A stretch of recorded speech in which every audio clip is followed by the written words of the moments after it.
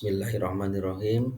Assalamualaikum warahmatullahi wabarakatuh.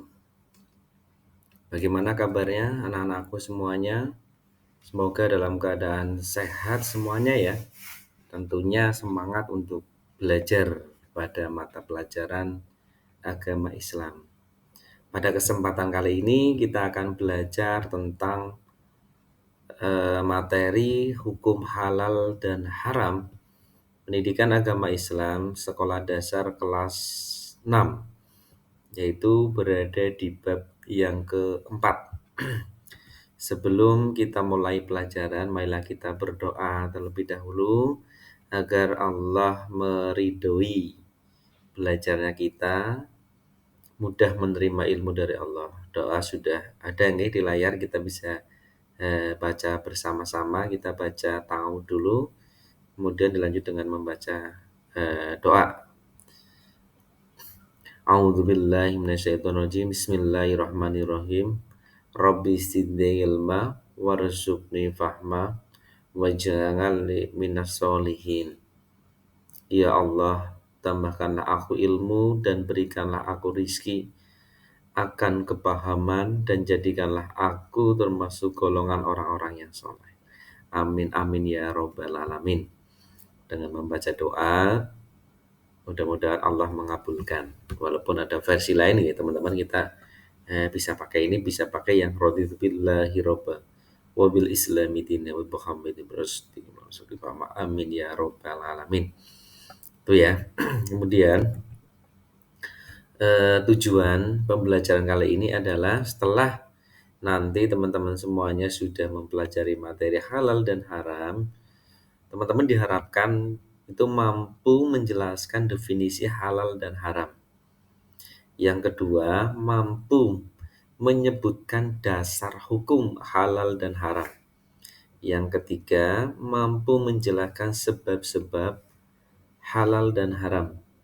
Yang keempat adalah membuat paparan tentang hukum halal dan haram. Yang kelima, menerapkan ketentuan halal dan haram dalam kehidupan sehari-hari. Itulah 5 poin tujuan yang akan kita capai pada pembelajaran pagi hari ini. Kita lanjut. Materi yang pertama adalah definisi halal dan haram. Ya, secara umum, halal adalah segala sesuatu atau kegiatan yang diizinkan atau diperbolehkan oleh syariat Islam untuk digunakan ataupun dilaksanakan. Kemudian haram adalah sesuatu atau kegiatan yang tidak diizinkan atau diperbolehkan atau dilarang untuk digunakan atau dilaksanakan. Itu haram. Kemudian secara khusus, halal adalah segala sesuatu yang diperbolehkan oleh syariat Islam untuk digunakan, dikonsumsi atau dilakukan. Sedangkan haram, segala sesuatu yang dilarang oleh syariat Islam, baik digunakan, dikonsumsi ataupun dilakukan. Ini adalah dua definisi secara umum dan khusus. Yang intinya halal itu segala sesuatu yang nggak boleh dilakukan, nggak boleh dikerjakan, nggak ada kompromi terkait dengan yang haram ya. Nggak haram berarti nggak boleh. Kalau halal pasti boleh ya. Yang berikutnya adalah tentang dasar hukum ya terkait halal dan haram. Yang pertama adalah Al-Quran yang merupakan sumber hukum yang tertinggi atau sumber hukum yang paling utama ya.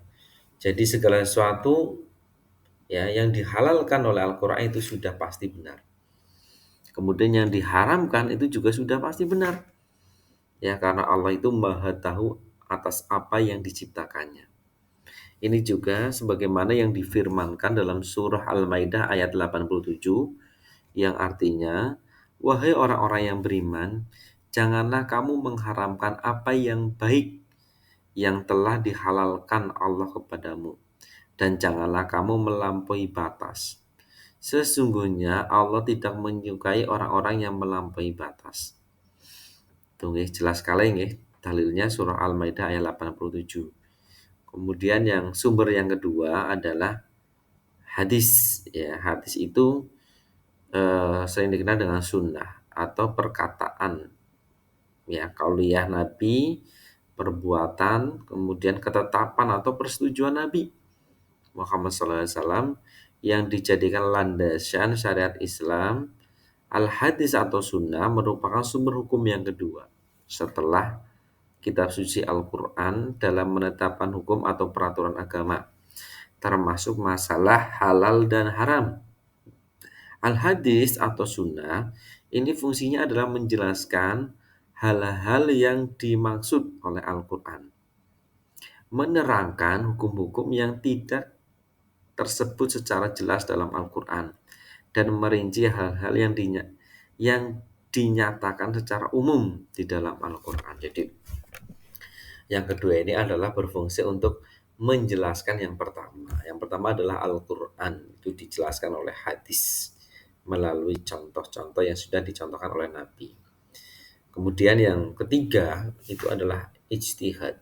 Ya, ini berasal dari kata istihada, yastahidu, istihadan, yang merupakan akar kata jahada yang artinya upaya atau kemampuan.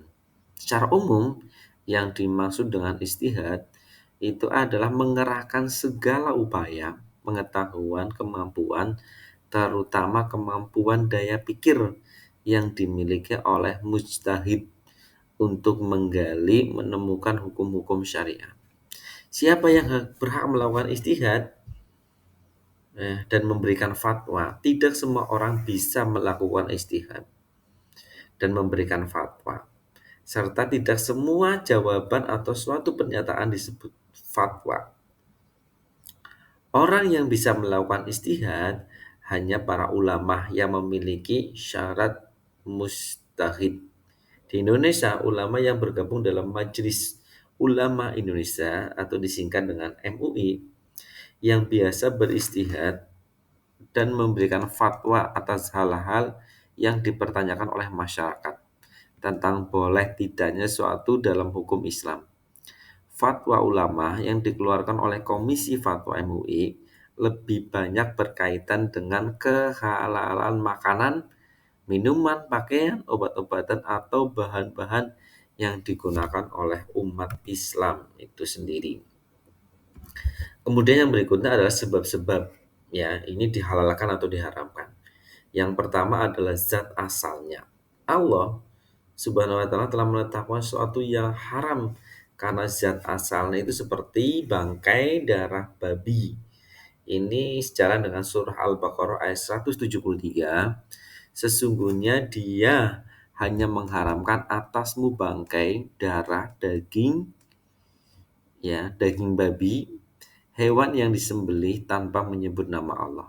Tetapi barang siapa terpaksa memakannya bukan karena menginginkan dan tidak pula melampaui batas, maka tidak ada dosa baginya. Sesungguhnya Allah Maha Pengampun lagi Maha Penyayang. Yang berikutnya, sebab halal dan haram itu proses. Hal haram itu bisa disebabkan karena prosesnya, ya, baik perbuatan, pekerjaan, atau cara mendapatkannya.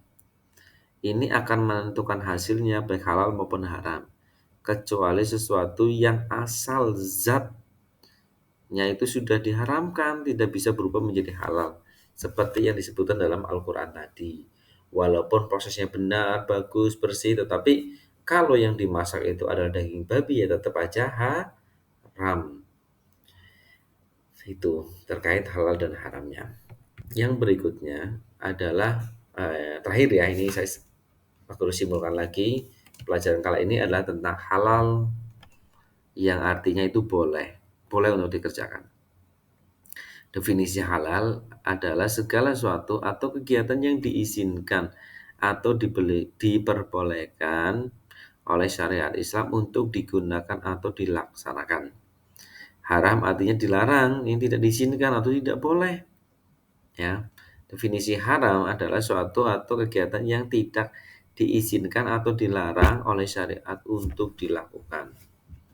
Hukum halal dan haram ini sudah ditetapkan oleh Allah dalam Al-Quran yang diterangkan oleh Rasulullah Sallallahu Alaihi Wasallam. Dasar hukum halal dan haram ini ada di Al-Quran. Dasar kedua hukum halal dan haram itu adalah al-hadis, as-sunnah, dan ijtihad para ulama. Sebab-sebabnya ini ada zatnya atau bendanya, ya. Kemudian asal perbuatannya dan proses atau usaha, ya.